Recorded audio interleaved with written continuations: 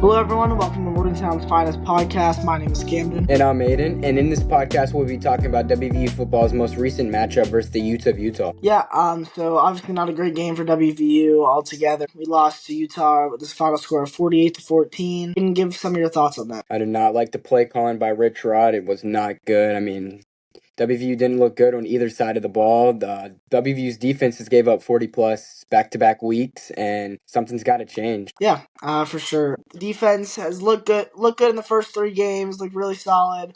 Played really well against Pitt, didn't let up much points there, and the last 2 weeks kind of fell apart. Yeah, WVU football's been struggled against mobile quarterbacks. I mean, you saw against Ohio, they let Parker Navarro run all over him. Then we got Kansas last week, ran all over us, threw all over us. And then this week again, didn't apply much pressure on Devin Dampier, and he ran all over us too.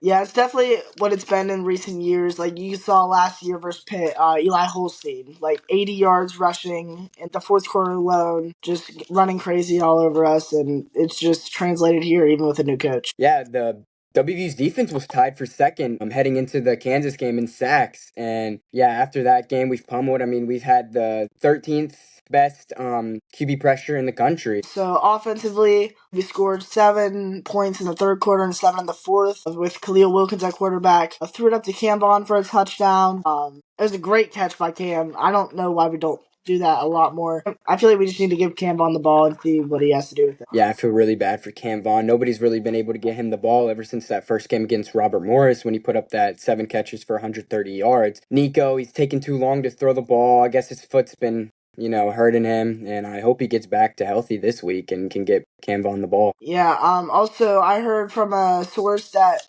Nico Markiel did not inform Rich Rod before going into Colorado to look at his foot. Obviously, we'll see what happens there, but obviously did not play in the last game versus Utah, but we'll see how that goes moving forward as well. Yeah, let's talk about the offense. I think, Henderson did not provide the spark that we needed. He couldn't run, he couldn't pass it, he couldn't get anything off. And then, brought Khalil in the third quarter, and he kind of showed what he could do. And I really liked how he played. I mean, he threw the ball good. He missed Ryan Ward on that 4th down in the fourth quarter. I mean, he can develop, though. He hasn't really got much game reps this year. So yeah, for sure. Definitely one of the big misses was in the third quarter. There was a Rodney Gallagher post route, which was eventually a Cam Vaughn pass interference, so we still got 15 yards. But if you threw it to Rodney, he just has to wait on his reads a little bit more. That could have been an easy one-play touchdown. Yeah, in the fourth quarter, he also missed Jeffrey Weimer over the middle. He threw it maybe a little yard down the field farther, hit off his right hand, his tips on his hands. Honestly, could have been a touchdown. I really don't think that was on Khalil. I think Jeffrey should have had that. Yeah, for sure.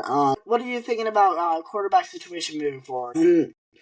Max Brown got hurt at the end of the game, his knee. Actually, it looked like his hamstring, and that's what he initially was out for, his hamstring. This was only his first game back. I guess we're 4 quarterbacks deep. Without Markiel, Henderson didn't provide what we needed. Khalil came in and got the job done. Scotty threw 2 interceptions against Pitt. Hasn't seen the field since. He had a knee brace on. He's been help play calling. So, yeah, I think, if Nico's out still, I think we'll go back to Henderson. I think if Henderson doesn't get the job done, I think we'll go to Wilkins. I think we'll let Wilkins, develop. I think if we get Wilkins more game reps and he can develop his game, I think he'll be a good quarterback. I like what we saw. Yeah, for sure. So Scotty Fox did see a rep at the end of the game, but we saw Max Brown. He tried to hurdle someone and then got hurt on that play. Cool hurdle, but obviously didn't got smashed for him. Yeah, and so I don't know. I feel like personally I would have just kept Khalil in, see what he can do. Kind of just ended the game there. Not on a great note. I agree. I think we took Khalil out. We didn't want to risk any late injuries in that game, especially if Khalil's doing what he was doing. You don't want to risk him getting hurt, especially if we're going to turn to him later in the season if Nico and Henderson can't get that job done. But yeah, I mean, overall, running backs, Dior Hubbard, surprisingly, first game with a lot of carries, got it done. I really like how he ran the ball. Ty Edwards has missed the last 2 games after being questionable. What do you think about the running back room, Camden? Yeah, I think injuries obviously really hurt us there. Jaheim White and Ty Edwards being out is awful. Clay Ash is just not the guy. And nor should he be. He was a walk-on for Neil Brown. He should be a third stringer now, but obviously due to injuries and Ty Edwards being ineligible at the beginning of the season, obviously slowed him down. Just getting hurt just really hurt us. And then Jakeem obviously out for season. So Clay Ash, there's nothing you can do about him. Can't be mad at him. It's just the situation he was put in. Yeah, we've had injuries, the running back room, now going into the quarterback room, and injuries is hurting us, dude. I mean, you got guys like Max Brown, who Rich Rod said was the most athletic quarterback we have, who was hurt 3 games, played 3 snaps against Utah, got injured again. I mean, it's just injuries are killing us. Yeah, for sure. All right, now let's get into the statistics both ways. WVU let up almost 260 passing yards. Their quarterback completed 21 out of 26 passes. He threw for 4 touchdowns. Defense is not getting the job done in the secondary. Linebackers weren't getting the reads we needed. Corners were getting caught up in other stuff. I mean, 1 touchdown, I think it was maybe the second or third quarter.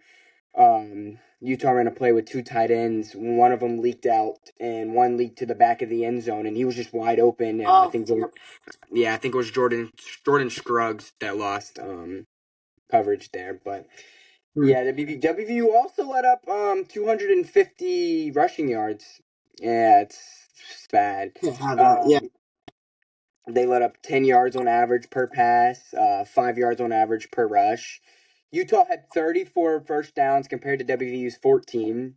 Utah went 8 for 8 on third downs in the first half, and then they missed their last 5 in the second half. WVU's defense played better in the second half. So, yeah. Yeah, and so all that really stems from recruiting. Like, obviously, first year is not always great for a head coach. Obviously, you have to bring a lot of guys in from the transfer portal. Can't really recruit freshmen. But we're going to graduate 41 seniors, I believe, this year. So we're really going to have to rely heavily on recruiting this year. Rich Rod has said he wants to focus on recruiting freshmen, which obviously in this day and age you have to use the transfer portal. And I just don't know if he's going to use that effectively because we need it really badly. In this day and age, really, coaching terms are very short. We've already seen that with a bunch of head coaches in the past. So I don't know if Rich Rod, he says he wants to develop these guys all 4 years, but the modern day transfer portal, that's not going to work. All the guys are transferring out, going to different schools, better or worse, just to get out of the system because that's what everyone knows now. So. Yeah, I read an article where WVU, I think, used up about $50 million NIL money on the current team this year, and 10 to 12 of that million went to recruiting. Yeah, I mean, this offensive line is it's unacceptable to have these low of PFF grades. Your offensive line is one of your biggest units on the field, and if you don't have a good offensive line, you're not going to open up the run game. You're not going to hold your QB enough to pass the ball and get a throw off. It's just stuff like that. I mean, we don't have a guy above a C grade in our offensive line. It's very unacceptable. And yeah, I mean, that wraps up today's podcast. Make sure to like and follow, and be sure to tune into the podcast later in the week, previewing the matchup versus the BYU Cougars.